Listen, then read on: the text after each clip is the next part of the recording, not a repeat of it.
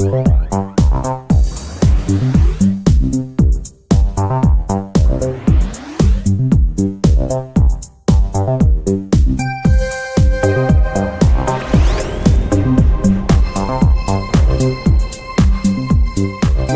which brought us all together here, because people like playing games. Yes, games engage, involve, people start living the game, and there is no actual difference between the game and the life.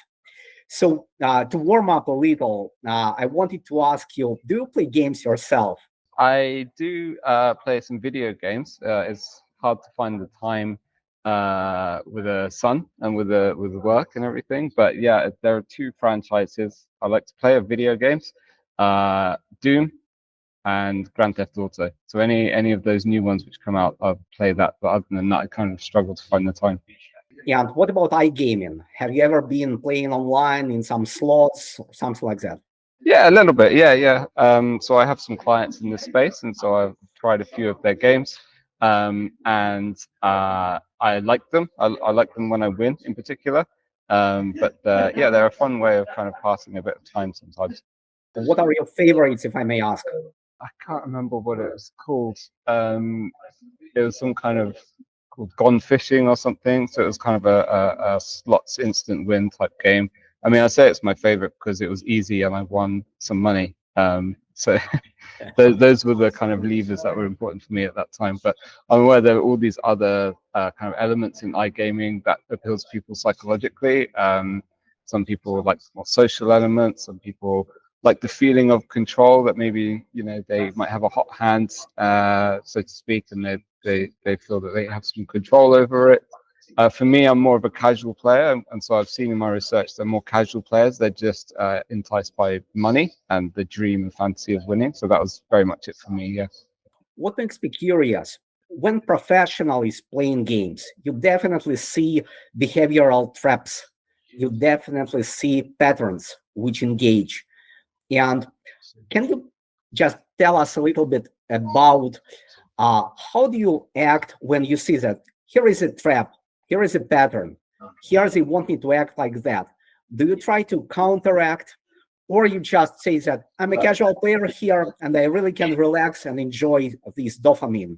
So for me personally, obviously, you know, I'm very aware of these kind of things. I'm you know, well above average in terms of being what you might call immune to techniques to entice me and engage me, and yet I still fall for them. So an example that I would use is allegedly De Beers, the diamond conglomerate, they restrict the supply of diamonds to the world artificially, and that makes them seem rare and scarce and therefore more valuable. So it's a bit of a nudge, it's a bit of a tactic to increase the value of diamonds. So I know that rationally, and yet I still bought my wife a diamond engagement ring. I still value diamonds, even though there's a nudge there. So you can't really get full immunity from these any more than you can. It's like an optical illusion. You might know it's an illusion, but you can't unsee it. And in the same way, you might be aware of these techniques, but A, they still influence you subconsciously and automatically, and B, it's like a magician in a way that if you're looking at one part of the stage where his or her hands are, and you think, okay, I'm gonna figure out what the trick's here, but actually the trick is happening in a different part of the stage where you're not looking. So you can only look and be aware of any small number of things at any one point in time, and that means you're going to be influenced by other things that you're not aware of. So short answer is just relax and let it happen and enjoy it.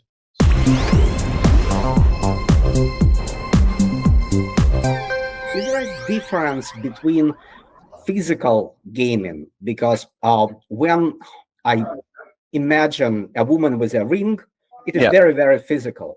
And the outcome is pretty much physical. But cyber world is something different, because everything there is artificial. Even the emotion is somehow artificial, because there is a big lot before receiving the outcome, receiving the money, and all the world, all the adrenaline is happening on the screen. Psychology-wise, is there any difference between physical engagement and cyber engagement? Yeah, absolutely. So psychologically, cyber engagement is more fleeting, I guess you would say. There's a faster pace of play. It also feels less tangible, so maybe it feels like less like money and more like kind of points, for better or worse. Whereas in retail or in casinos, it could feel a bit more real and tangible, which might make people be separated from their money a bit less easily because it feels real money that they're paying, unless it's chips, of course, I suppose. But also the winnings feel a bit more tangible, so it's probably a bit more engaging in that sense. But doing research for previous clients, there's quite a big psychological difference between playing people who play more online and people who play more offline. So offline, it's more about community and identity and status, generally speaking. They want to kind of win so they can boast and show off and be the best kind of among their friends. Whereas online, it's more for kind of a bit of distraction when you're bored.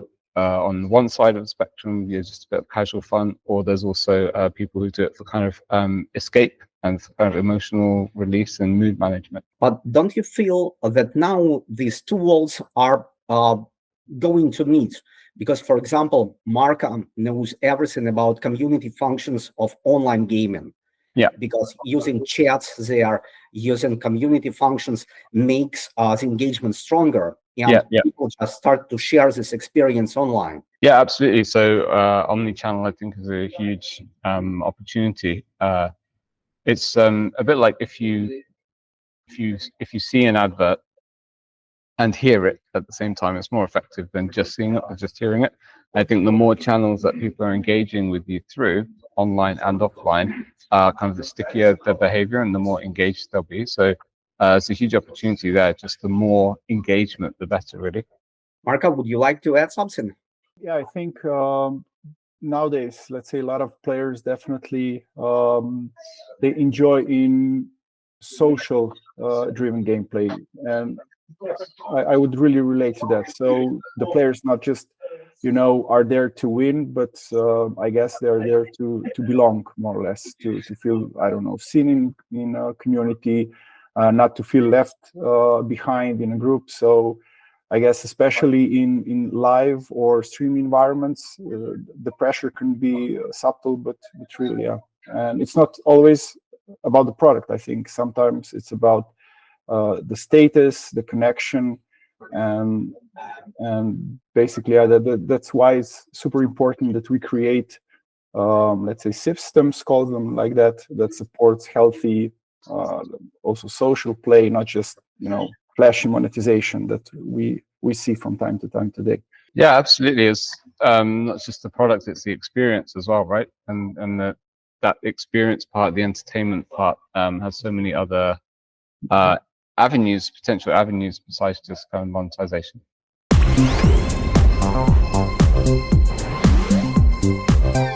Let's move a little bit to understanding modern players. What makes me curious is on the level of chemistry, on the level of our brain, amygdala, is there a difference between players of like ancient times, a pirate, let's say, who was playing for golden coins and life probably, and the modern player who is just playing for coins, for artificial currency, for pearls, for something which exists in a cyber world? Is there any difference on our brain and chemistry between those two types of players? Yes and no. So a lot of the processes involved in gaming are quite hardwired, so much so you can even see them in primates when researchers do experiments with capuchin monkeys, for example. You see the same kind of decision-making processes and mechanisms that you see in gaming. So these thought processes, these ways of thinking, they are ancient. So the pirates using pieces of gold is probably very similar, really, to what's happened today. Having said that, technology is like a game changer. It's like a complete black swan almost, with AI and everything. And there's burgeoning field of research showing how technology is changing how we're thinking, making our thinking more shallow, according to the book The Shallows. But that sounds like a bad thing, but what it really means is just making it faster and more able to jump from thing to thing rather than in the olden times, you could sit there and read a book and stare out the window for hours. It was a much slower, deeper, richer way of thinking, whereas now it's like faster, for better or worse. So if we would say anything has changed since the days of pirates, it's probably that people are more quick, I suppose, in their decision making and processing styles than they used to be.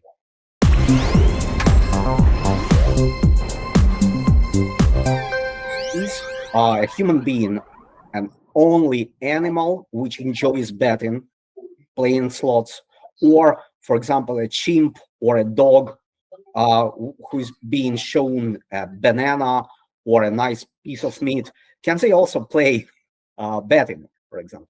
Yeah, absolutely. Animals can play betting mechanics. I mean, obviously, there's a few differences, of course. Like human beings, probably the only ones who will consciously design these kind of systems and sit down and to distract themselves and entertain themselves with them. Animals don't really have that self-consciousness or that awareness of things. But having said that, as I said, these mechanisms, these thought processes are quite hardwired, so much so you can find them in animals. And so there have been studies even getting rats to play slot machines in effect. I mean, not literally like a slot machine, but that kind of reward mechanism.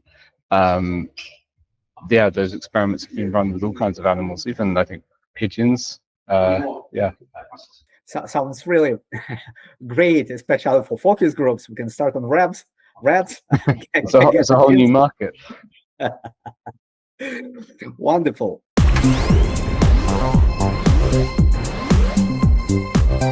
May I ask you about players' archetypes, behavior archetypes, if any? Mm-hmm. Well, they definitely differ between contexts.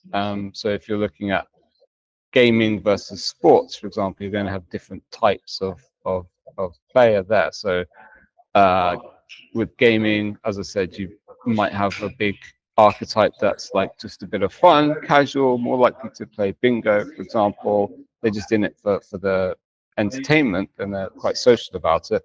Versus you can have people who are a bit more serious, shall we say. They do it for emotional reasons. It's to escape. These people are also more likely to watch reality TV, for instance. So they're really looking for that kind of emotional distraction.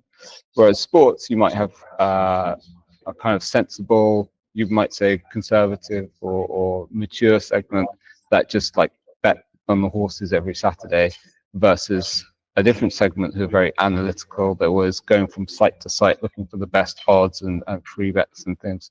So there are definitely archetypes, but they differ by brand to a certain extent. They differ by context. They differ by vertical, definitely. So I would definitely recommend doing one's own segmentation and clustering to find your own archetypes, because there will be nuances for a specific context. Having said that, across all the projects I've done in the past, including gaming and sports betting, there are certain archetypes that come through again and again. So there's a kind of casual flutterer type audience. It's just a bit of a thrill now and then. They're not that into it. They might be influenced by seasonal promotions like a Christmas scratch card or whatever it might be. You have the social people, particularly in sports betting. They're looking to amplify a sports event, for instance. But you also find it in other verticals. It's like play some poker with your friends, that kind of thing. It's like the energy and the hype of it. They're more likely to go for progressive jackpots, for instance, as well. So they really like the buzz and the trends, which is interesting. You have the emotional escape people that we talked about, who are looking for kind of mood management and distraction and like to really get absorbed in it in flow.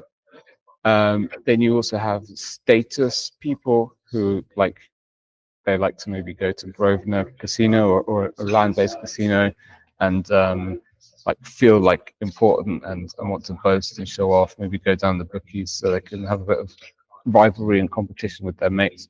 And then the final one is the kind of the analyzer. This is what you might call professionals.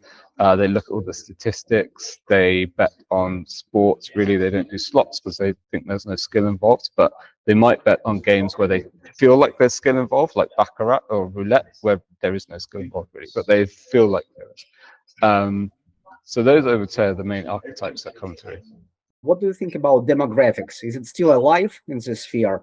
It's of use, definitely. I mean, so I do psychographics and behavioral first segmentation for clients. So I don't put demographics in. I just put like their gaming preferences, their psychological, like personality and values. I put them in, and yet still we find that they do differ very much on demographics. So even though gender, for example, doesn't go in, it still is quite big when you profile them.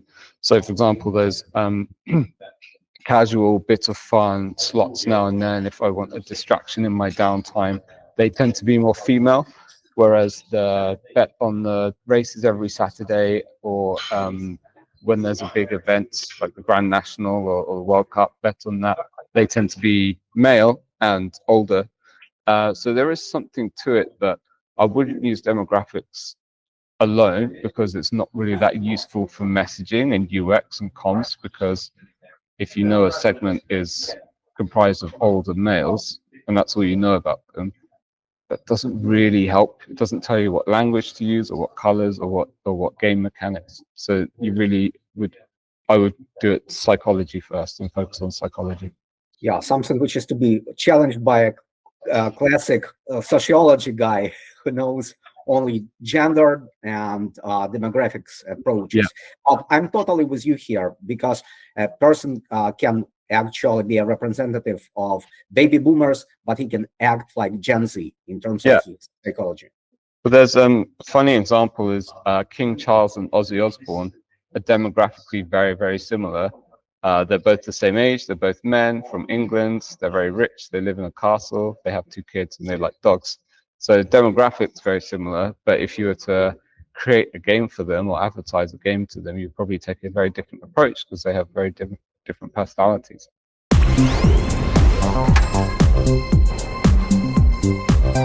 If we start talking about spending behavior, what do you think about it? Does it matter really in terms of psychology? What do you mean, sorry? Well, some people think that they are very advanced analyzers, but their spending is very, very low. Yeah. And some people just go all in. Does it really matter in terms of psychology? Is there any correlation there, or it's same, like doesn't depend on money, just depends on the way how people feel within the game? Well, it depends what your outcome is, I suppose, what you're trying to achieve. I mean, if you want to make more money, then of course the players who spend more money is an important variable. It does differ by personality as well. Actually, in a project, found that I looked at NGR, the net revenue from players. I looked at it versus personality, and I found that the people who were making money from the company, which is rare, but there are some of them. Well, not as rare as you might think, actually, but they were lower on a trait called agreeableness. So they were more kind of competitive and less kind of cooperative, which was really interesting. So personality is definitely linked to it. Do rich people play more? Yes, it seems to. Well, it depends what you mean by play more. Actually, not necessarily in terms of frequency, but of course they're higher spenders. And from what I've seen, kind of the revenue tends to be greater from rich people, but the people with less money tend to play it more often for those kind of mood management and distraction reasons that we talked about. And how would you refer to healthy monetization? What is the difference between healthy monetization in iGaming and exploitative monetization, for example? What is the edge? Well, I think it's probably quite similar to addiction in the sense that it's a problem if it's interfering with your life, with other parts of your life. So I think that's when it becomes problematic, is if you're like lying to people about it or borrowing money to fund it, or you couldn't buy something you wanted to because you didn't have the money. So it's when it's interfering with your other areas of your life, and of course making it worse. That would be, I think, what's problematic. In terms of psychology, there's something that predicts that which is called dark flow, which is about becoming very like tunnel vision focused on something, to the detriment of everything else, especially if you're feeling stressed, for example. You would focus on it just to block out all the negative voices in your head. We all do that to a certain extent. Like, I'm going to go home and watch Netflix tonight just to relax and switch my brain off. But I think it's when that becomes too much and it takes too much time, you become too engrossed in it. That's what predicts problematic behavior. But the great thing is, knowing that, of course, you can design games and design interventions which make sure that doesn't happen. So there was one study that found that when smoking was banned in a casino, problematic play reduced because people had to go outside for a smoke break, and that break kind of took them out of that flow state. And so there are kind of mechanisms you can build in, which researchers have looked at testing every so often, get people to have to solve a puzzle to continue, for example, a bit like a capture, I guess, but that breaks the flow and it just brings people out of that state.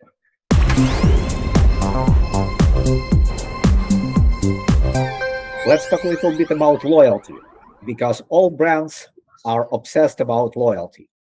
And loyalty in iGaming is about retention, is about money, is about keeping players within the game.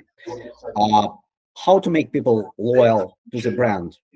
Or there is another concept, I'm sure you have a very great perspective about it, short-term brands, which are only interested in fast, super quick gaming, bye-bye, another brand for you, switching. What is more healthy? What is the best strategy on the market to keep people loyal? Yeah, well, of course, from a business perspective, a more sustainable, loyal approach is better. So you can smooth out those ups and downs in your revenue, and you have more sustainable, repeatable revenue. And I think to achieve that loyalty, there's two things to do. One is to become a long-term brand, like you said, so rather than short-term, pull them in and that kind of thing, and release, catch and release.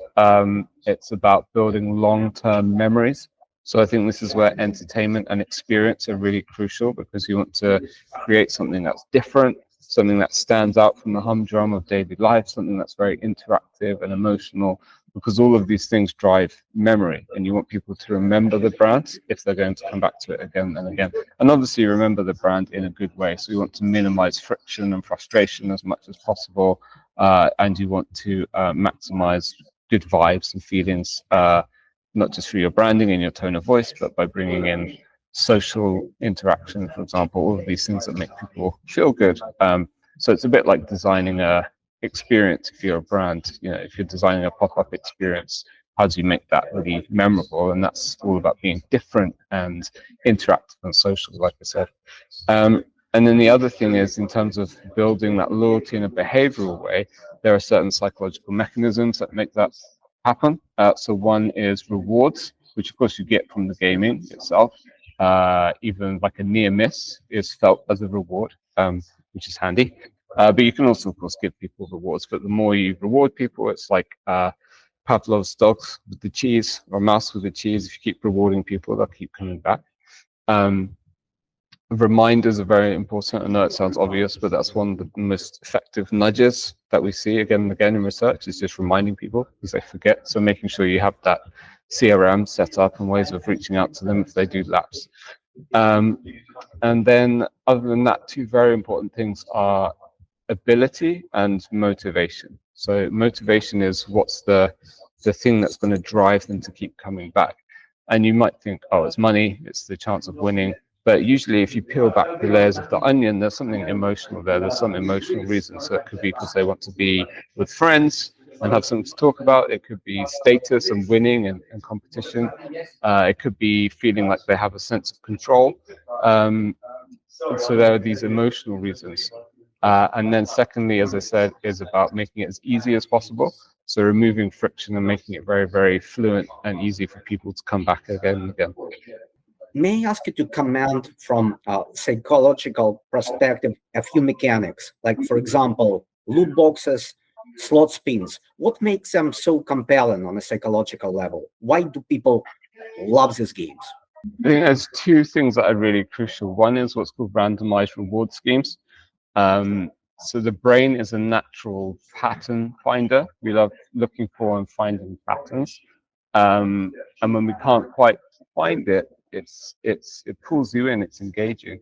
There's something called the curiosity gap, where when there's something we don't quite understand, you feel this kind of need to scratch an itch to understand it. So, for example, people are still very interested in Madeleine McCann and Jack the Ripper and things like that to this day, years or even hundreds of years later, because it's a mystery and we don't know the answer and people want to kind of solve it. And the thing with randomized reward schemes is your brain is naturally trying to solve the pattern, but because it's random, it can't. So it's very engaging. The second reason is very related to the curiosity gap, but it's about curiosity and mystery. So with the loot box, you might not know what you're going to get inside. So it's a bit like that Simpsons sketch where I think Homer is offered some money, or he can have the mystery box. Of course, he picked the mystery box because we have this innate need to know what's inside it. So I think those are the two main mechanics. There's also sensory stuff, all the bells and whistles, very physiologically engaging and pleasing as well. If we talk about triggers, there are plenty of them. There is a trigger of risk, surprise, sense of control, or vice versa, being uncontrollable. Is there a prioritizing there, or it depends on a personal psychological pattern which a person is using? I think it really depends, on the segment or the archetype. So it's really interesting. You said control or loss of control. Some people like to gamble, so they feel like they have a bit of control in their life. Other people, maybe they have very high pressured lives. Maybe they're actually seeking the opposite. They just want to switch off and lose control for a bit and let someone else take the reins. So I'd like very high powered CEOs, might get caught with a dominatrix or something because they just want to sort of let go for a bit. I wouldn't recommend doing that as a service, but you get the point. But it really depends. It differs by segment. So as we said, some of them, they're going to be more attracted to control, some to surprise and novelty and thrill, some to socializing. So it really depends on who you're talking to.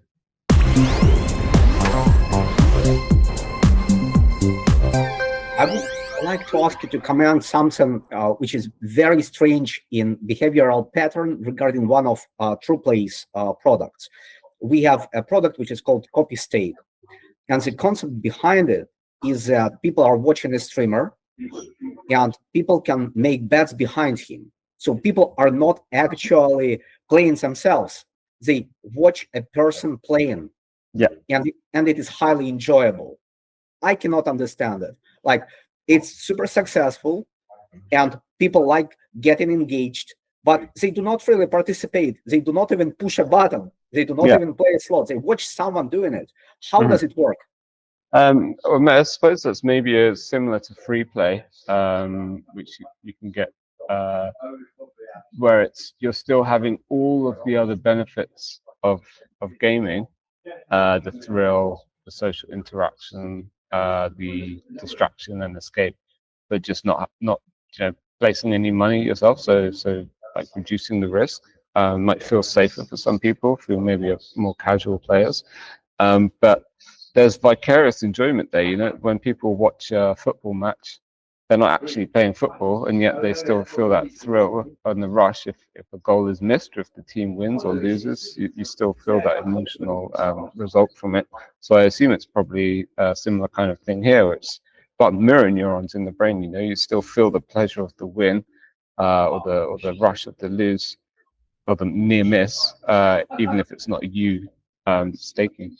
Don't you think it is somehow connected with one of the concepts which was announced by Sir Thomas Berners-Lee, who said he is, for our viewers, is one of the people who invented internet. And he says that one of the curses of internet is that people stop making choices by themselves. They are too lazy to make it. And artificial intelligence and internet are so comfortable for just excusing people from making this hard choice. So actually, this hands-free playing excuses people from making a choice, which makes them totally relaxed. Someone is doing it all for you. Yeah, absolutely. So I'm writing a book on AI at the minute, and sitting down to write it is quite hard because my initial immediate thought is, can I get ChatGPT to do this? Can it write it for me? And that's my kind of thought with everything now. Is like, oh, do I have to do this? Surely ChatGPT can do it. And so there are these researchers. They called it the brain in the pocket. They say we're outsourcing our thinking to the brain in the pocket. This device that does all our thinking for us. We're abdicating or delegating our thinking, but also the risk as well, and the responsibility, and that's very comfortable place to be, but comfort not always good for us. So arguably not a good thing, but that probably explains a lot of it, that this technology is making people more likely to not feel like they should have to make decisions or take responsibility for themselves. It's kind of backwards evolution, like from active to passive playing. Yeah, absolutely, yeah. Marco, what do you think about this total laziness? I don't think it's like laziness as laziness. I think it's more about, I don't know, enjoying to be the part of some maybe out of control, that feeling that someone, as Patrick mentioned, I believe earlier, that someone just picks some decisions for you and just you go with the flow. And I think those there are particular groups of people who definitely enjoy that, and they go with the stream, and they don't like bringing the decisions even in gameplay. So I don't know how big those groups are, but definitely they are there.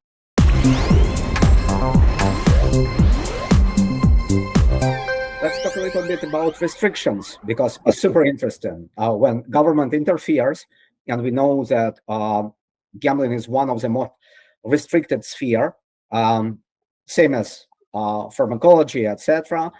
And government says, like, for example, in advertising of medical services, do not use doctors. In some countries, you cannot use celebrities to advertise gambling. Is it that simple that people should be restricted from being influenced on a level of super influencers? Is it really working, or it just a way how government wants to show some effect and just interfere because it should interfere? Again, it's yes and no. I mean, if their goal is, well, I don't know what their goal is actually. I don't know why influencers in particular. It's all about mental availability and awareness, right? So if you're restricting the influencers being able to influence, then you're restricting that awareness and availability of thinking about it, which obviously is naturally going to restrict play. So it works, but I don't understand why influencers are being kind of singled out, I would say. If we discuss some cases like engagement of porn stars in advertising of gambling, does it work or not? Because it is pretty popular now. Yeah, that's a really interesting case, because I can see the synergy, so to speak. You know, it's like particularly for a certain archetype. If you're someone who games for escape and distraction, then it's a real natural fit. They're also very attention grabbing, being quite beautiful and sexualized. If they're in an advert, it's going to work. If it's some kind of commercial message, people are going to pay attention to it. And I suppose I think the motivations and the triggers, if you don't mind me saying, for some people, probably quite similar between these two categories of like fun, escape, probably not socializing, but you never know. But like fun and escape and thrill and distraction and like a dopamine rush. Yeah, dopamine rush. So it's a natural fit in that sense, and it's going to create the right associations in people's heads. So I think it's a smart idea. Good, Marco. What do you think? If we go directly, I raised my eyebrow when you mentioned using, let's say, porn stars in, let's say, specifically in iGaming. I don't think those concepts work, at least not in a long run, because in the end, that's completely, I would say, different different scope, different let's say play game in the end, because porn drives you on different bases. It gives you something else, but end of the day, if this porn star does not know how to react with the games they are, let's say, driving. I saw those streams. They weren't successful in the end because people just they expect some minimum standards also when it comes to gameplay. And if it doesn't matter if you are beautiful blonde with huge breasts, whatever, it might, I don't know, have effect on players in a week or two, but then those players will be gone for sure. It also depends what kind of customer you're going after. So there's like a large, some people play bingo, which is not the revenue per user is not huge, but it still is a valuable market. Those kind of people would probably be absolutely put off by this, and it would have the opposite effect.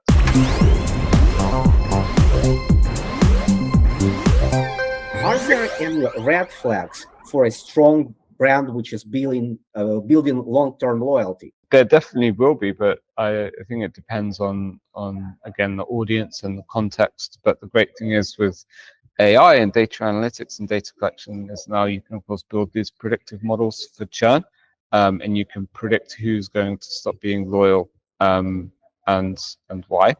But as for what those signals might be, it's quite hard to say. It's really kind of a case by case basis. It's hard to say without just saying anything obvious, like if they become less likely to open emails, if their play drops, these kinds of things. Are there any things which strong brands should not do it?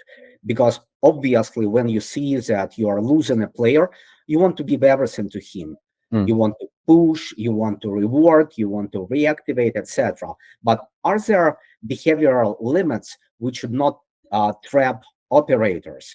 Yeah, it's an interesting question, particularly around kind of bonusing and free bets. That there are some people who just abuse those and just take and take and take without putting any money in. But again, it's like there are these predictive models that you can build on your data to see who are these people based on what's their usual deposit or stake, or what was their first deposit, or what time of day do they play, and were they drawn in by an event, and even things like what operating systems do they use and what type of emails do they open. Gaming is such a psychologically rich category when we're thinking about data points. So there's no reason not to build these amazing models to predict who's going to respond properly to these kind of incentives, so that you're not wasting your money.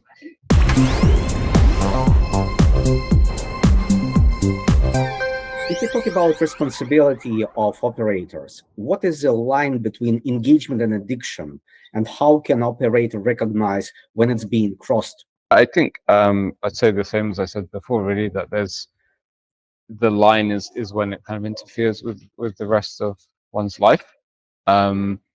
And again, models can be built to predict this, and you will obviously see there are certain predictors of it, and there's lots of academic research on this. But for example, if they visit the exclusions page but don't use it, in one study I saw that was a predictor. Like if they're looking and think about it but then not doing it, that's a predictor of problematic play. So you can build these predictive models, but I think the line is where it interferes with life, and also where it's used for dark flow, where it's used to like kind of suck you in so you forget about your life.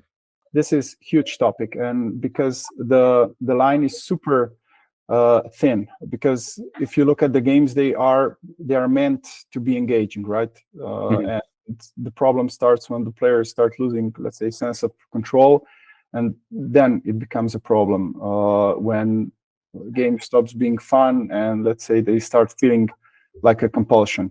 So I think that it's happening more and more that designers and operators within our industry, that we are watching more and more on that, time spent, I don't know, play patterns, spending spikes. I mean, the data is there. I would say that only we need to have the courage, let's say, to act on it, not just from the compliance point of view, but also from a human point of view.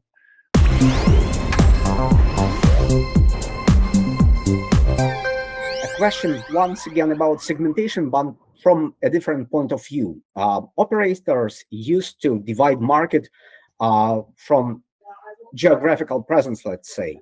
We used to say that there is Europe, there is Northern America and Canada, and there is Latin America, and there is Asia.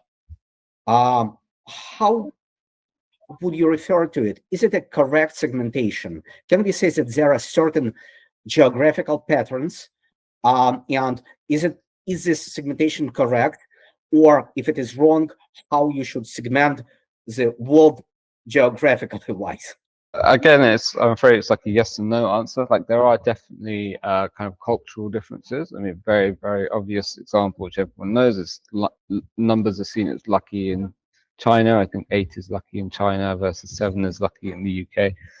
It's a very basic example, but also in America, gaming is seen as a bit more of a leisure activity, where perhaps in China it's seen as a bit more of a must-have, must-do kind of activity. It's more kind of in the cultural DNA, so to speak. So there are definitely these cultural differences, and there's also like obviously regulation and tax differences in different areas. However, it's probably more useful to look at a supranational level and do these kind of behavioral psychological clusters, because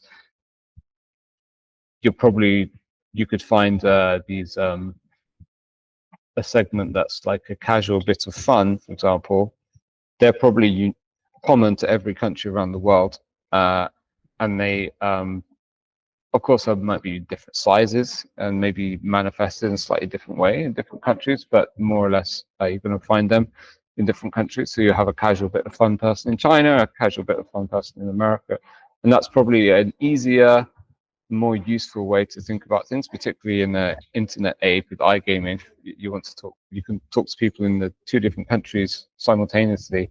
So it's probably better to think about them in terms of psychological and behavioral characteristics rather than just which country they're in. Being a professional, can you work on any market? Yes. You mean any country? Like, Yeah, absolutely. Yeah. So there are still common things. Triggers are the same. Simply there are cultural differences. Yeah, I mean, the underlying principles are the same, but one example I always use is the authority bias is found in every country in the world. But what authority looks like will be very different. So in Papua New Guinea, someone wearing a white lab coat is probably not going to work that well to convince people, whereas in the UK it probably would, because there's these different semiotics and cultural things. So the psychological and behavioral aspects differ between countries, but how that's actually manifested in terms of language, basically, but not just language, but also symbolic language, colors, those kinds of things, that does differ.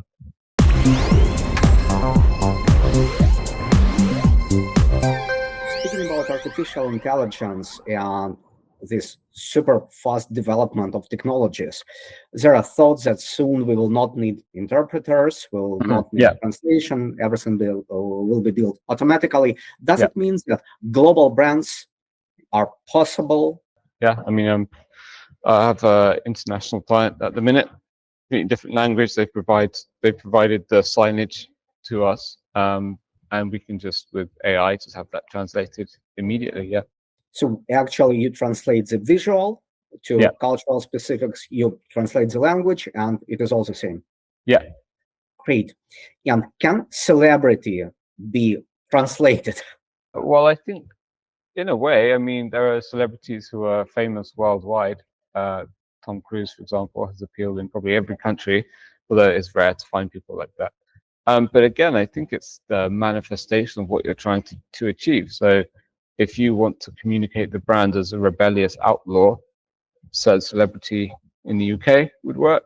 but in China they may not have heard of that person, and also what it means to be a rebellious outlaw in China might be different to in the UK. So again, the underlying principle is the same, but it's just finding the right manifestation on a cultural basis. If you advise to your client to choose a relevant celebrity, what is your approach? Celebrities are, so in my research, they're probably one of the least effective distinctive assets that you can have, because they're very well known. Everyone knows a celebrity, but they're associated with all sorts of other things, movies and TV shows and other sponsorship deals. So the association with the brand is often quite weak. So actually, I would probably advise maybe create your own mascot, you know, a talking duck or a talking meerkat or something that you can own, which is very attention grabbing and memorable. It's probably actually in the long run going to be more effective. It'll take a while to build up because people aren't familiar with it, whereas with a celebrity you have that pre-made familiarity. But if you can create your own asset, then you have a life, and it creates much stronger associations in memory. But will people believe in recommendations of artificial celebrity? I think eventually, yes. I mean, people used to feel uncomfortable paying for things online, right? So even there's a bit of friction to it now, I think it will be the norm soon. And just like people watching the game, but not staking themselves, but they still get a rush from it. It's the same, even though it's an AI celebrity, it's not a real person, you're still having the same psychological responses that you would have to a real person. So, Patrick, you say that we should invest into artificial intelligence celebrities, build a stable and consistent brand voice, and being actually independent. Yeah. I also feel so, because celebrities are unpredictable. Today he's a superstar, tomorrow he's P. Diddy. I think that also one of the things we can add here is that celebrities are just fine. They definitely are able to create, you know, the buzz and drive the traffic and engagement. But I think that the risk happens when they do not feel like honest. So if players sense that the streamer, or in this case celebrity, is pushing something just for the money, and we saw this over time with some celebrities, or even worse, if they try to mislead them, then just trust drops fast. And I think personally that in gambling related spaces, they can just lead to serious backlash. So powerful, definitely, but it needs to be done with I would say care and transparency from streamers as well.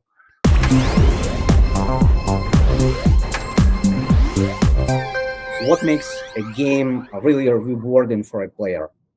I think it's all about the entertainment and the experience. And so ultimately, I did a project for an experience marketing company where we're looking at what's the biggest driver of effective experiences. And the top ingredient that came out was something we called magic, which sounds a bit intangible, but what it really is about being emotional and different and memorable. And the main thing is being a peak experience. So what that means is, if you think of life as kind of like there's this baseline level of things happening, kind of the humdrum of daily life, you need to be the peak that stands out from everything else. I think that's probably the number one thing. How do you actually test those mechanics, games, and entertainment? What technique do you use? Well, of course, getting real data is great to do. But other than that, either just primary research. So if you might have a concept for a new game, doing a kind of psychological survey with a couple thousand people, seeing how they respond to it. Also, typically doing a reaction time test, because you want to get those more emotional, automatic responses to it, particularly in gaming. And then obviously, if you can build a prototype and get some early data on looking at engagement metrics, and you can also maybe measure some emotional metrics. It'd be great to measure their facial expressions while they're playing. Are they happy? Are they concentrating versus are they distracted and bored? Whatever those kind of emotional metrics, because I think that's the main thing is emotional engagement. Do you use neuromarketing researches when you put the things on the head?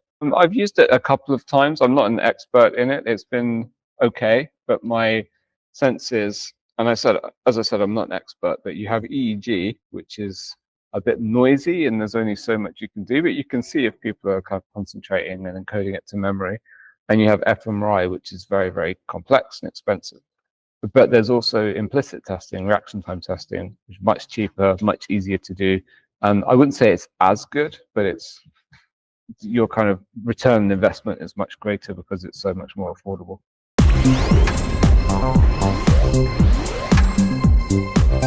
Patrick, and if you could give one piece of advice to game designers today who are working on monetization, what would it be? Know your audience, so make sure you do the research and what's their mindset, what's their psychology like, because that's really going to have a big effect on what draws them in and what keeps them there and what keeps them spending. And what's the one thing you could wish to players themselves to better understand the psychology of the game and behavioral patterns?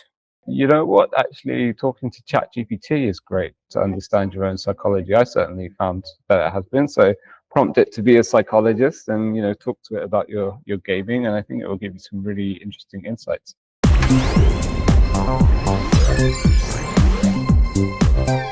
Yeah, one final question from me. Coming back to first Trump elections, did you really do it in Cambridge Analytics? Did you make him the president? No comment. No. I wasn't there at that time. I joined afterwards. They certainly had an effect, but I think there was a lot of hype, you know, in the news. I don't think it's kind of it was an MK Ultra mind control level of it was just targeted advertising really, but just done in a bit more of a intelligent way. Yeah, but I'm asking because I've been at Cambridge Analytica talk in cons, and their micro segmentation was very, very impressive. Yeah. I mean, it was very good, and I think certainly had an effect. But it's hard to say because you can't really run a controlled test on an election. He won, so I guess it worked. Patrick, I cannot really express how fantastic it is talking to you, and I wish we could repeat it, really. Oh, anytime, yeah, absolutely. Marka, if you want to add something. Maybe that adding just one sentence below everything that we discussed today, especially on what makes, let's say, a game, I would say, truly, let's say, valuable for the player. I think that's somehow thin red line of this conversation. And Patrick said this in many different angles, and I would maybe summarize in one sentence that every game, it doesn't matter if it's slot or it's a streaming game, it's rewarding when the player, you know, feels something real, whether this is excitement, whether this is connection, or whatever they feel, because there are different drives. And most important part is, of course, wish to walk back, win meeting. So yes, the feel something feeling is the most important one here.